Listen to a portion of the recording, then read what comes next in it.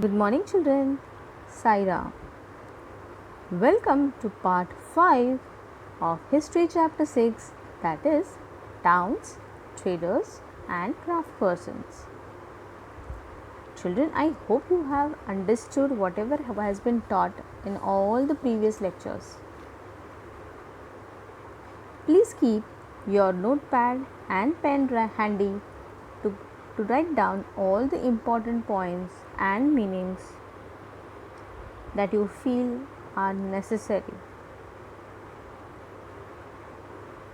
I hope you have started studying and you are studying in the same way that has been told to you, and I really hope that it helps you. Okay, so children, like all the other times, a small recap on whatever has been taught in the previous sessions. So what did we do yesterday, children, in the last session? In the last video, we learned about Surat, a gateway to the west, isn't it?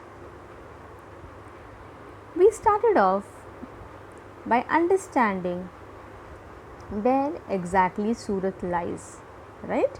So we understood that Surat is in Gujarat and it was the emporium of western trade during the Mughal period, right, along with Cambay and Ahmedabad.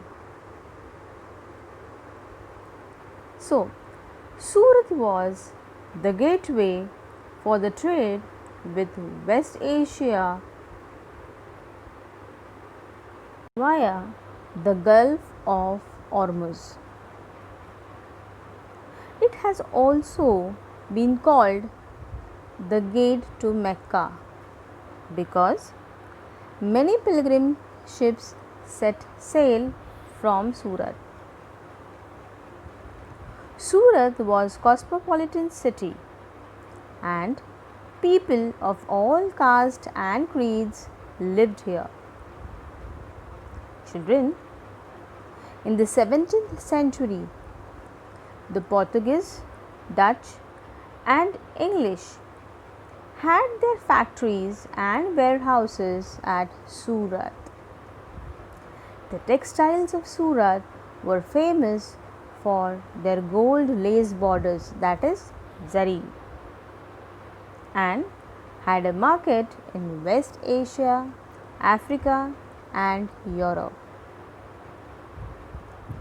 There were magnificent buildings and innumerable pleasure parks in Surat. The state also built numerous rest houses for the people who came there from all over the world. We also learnt yesterday about banking in Surat. The Kathiawad Seths and Mahajans, that is the money changers, they had a huge banking houses at Surat. And children, it is noteworthy that the Surat hundis were honored in the far off markets of Cairo in Egypt, Basra in Iraq, and Antwerp in Belgium, right? Then we also learnt about decline in the Surat market, right? How this market declined. So Surat began to decline towards the end of the 17th century due to the loss of markets and productivity because of the decline of the Mughal Empire. Control of the sea routes by the Portuguese and competition from Bombay, where the English East India Company shifted its headquarters in 1668. Now children, we will be starting with our today's session, that is fishing in the troubled waters, Masulipattnam, or also known as Machilipatnam. So let's get started. Yeah. So children, now we are going to start with Masulipattnam. Okay. Fishing in the troubled waters.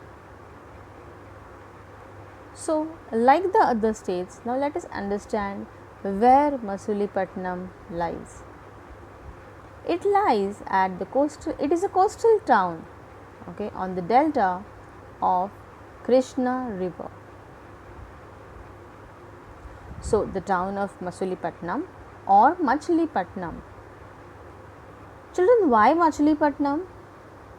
It was a fish port town, which is why it was also known as Machilipatnam. So, it lay on the delta of the Krishna River.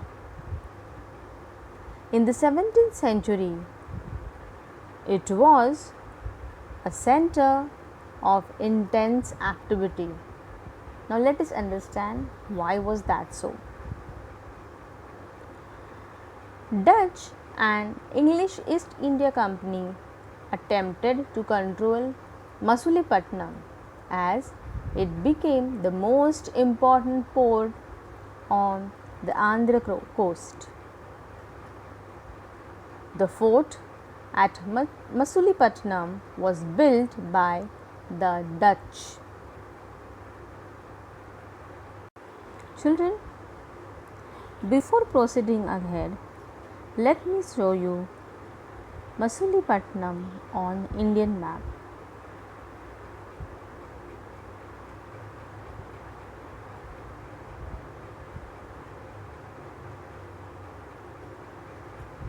I hope children that you will be able to see it.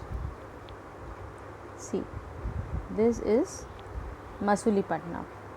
Okay.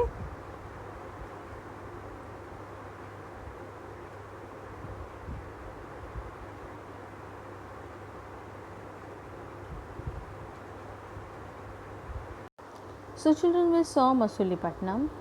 Now on this map, let us identify Hampi and Surat.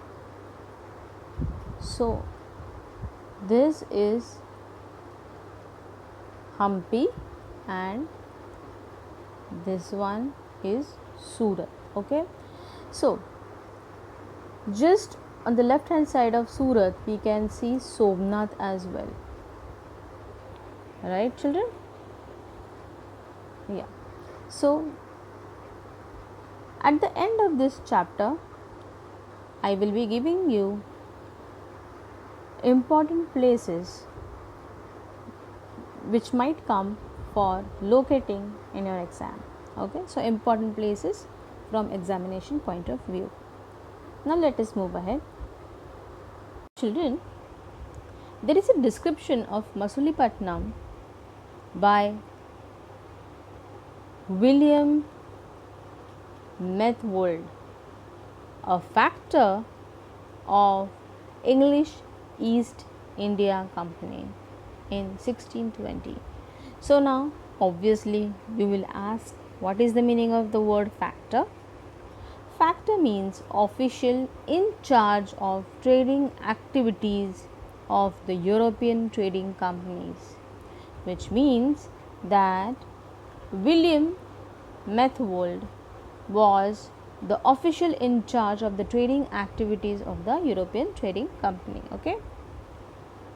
Now this is in the year 1620. He says, or he has described that this is the chief port of Golconda, where the Wrights Worshipful East India Company have their agent. It is small town but populous, unwalled, ill built, and were situated within all the springs are brackish. It was first a poor fisher town. Afterwards, with the construction or the convenience of the road, okay, it became a residence for merchant, and so continues since are and the Dutch nation frequented this course. Children, the Qutub Shahi rulers of Golconda, okay, they imposed royal monopolies on the sale of textiles, spices and other items in order to prevent the trade passing completely into the hands of various East India companies. So, what this Qutub Shahi rulers did? They imposed royal monopolies on the sale of textile, spices and other items. Why did they do that? In order to prevent the trade passing completely into the hands of the East India companies. And the Qutub Shahi were the rulers of which place, children? Golconda. Yes. Okay. So, there was a fierce competition among various trading groups, that is the Golconda nobles, Persian merchants, Telugu Komati Chettis and European traders. They made the city populous and prosperous too. So, children,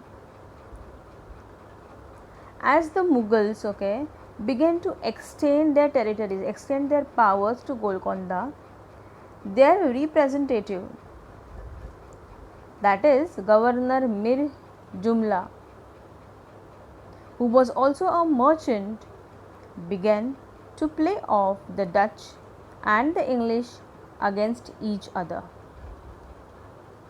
As I said, there was a fierce competition among various trading groups, the Golconda nobles, Persian merchants, Telugu Komati Chettis and European traders. Children, in the year 1686 to 87, the Mughal Emperor Aurangzeb annexed Golconda. This caused the European companies to look for alternatives. Gradually, the company traders moved to Bombay. So, children, when the Mughal Emperor Aurangzeb annexed Golconda, it caused European companies to look for alternatives, different options, right? So, it was a part of the new policy of the East India Company. It was a new policy of the English East India Company that it was not enough if a port had connections with the production centers of the hinterland. The new company trade centers, it was felt, should combine political, administrative and commercial roles. So, what happened was, the new company trade centers, okay, they felt that it should combine political, administrative and commercial roles. So, as the company traders moved to Bombay, that is current Mumbai, okay, Calcutta, that is present day Kolkata, and Madras, that is present day Chennai, Masulipatam lost both its merchants and prosperity and declined in the course of the 18th century. So, today it is nothing but more than a dilapidated little town. Okay. I hope you are clear with this, children. So, how did it decline? What caused the decline of Masulipatam? The company traders moved to Mumbai, Kolkata, Calcutta, that is current Kolkata, and Madras, that is present day Chennai. So, because of this, what happened? Masulipatam lost its its merchants also and prosperity also, and health started declining. So children, with this I end this part.